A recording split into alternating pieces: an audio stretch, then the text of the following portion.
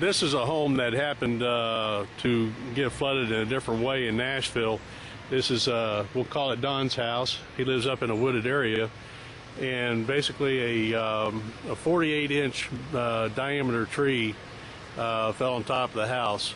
The driveway is so ugly that they couldn't get the dumpster up there to do the demo, so everything had to be hand shagged or thrown in a truck and drove down.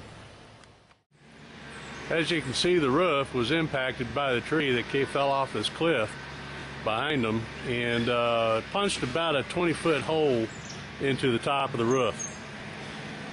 And it, of course, continued to rain and filled up the entire house with water.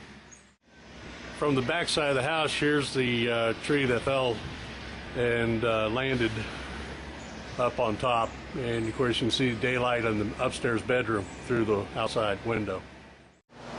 Getting the tarp proved to be a real big challenge over an area that was real dangerous. We had to do a lot of demo just to get it ready, and obviously there's a lot of the house had some unique characteristics to it.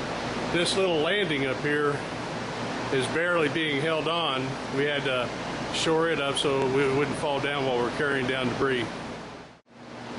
This large room here, of course, it structurally did a lot of damage to push this wall out on the front side of the house, and there is questions now about how it might have impacted this vaulted ceiling area going down on that particular corner there. When it hit, actually shoved the floor down into the kitchen area by a great deal. It's quite noisy in here because the dehumidification is still in here, has been for almost 40 days, just to keep the house stabilized until they pick a contractor to come in and restore it. Here in the kitchen area, of course, everything was removed, and the impact was so strong that it even shoved down the wall next to the refrigerator into the lower level of the house.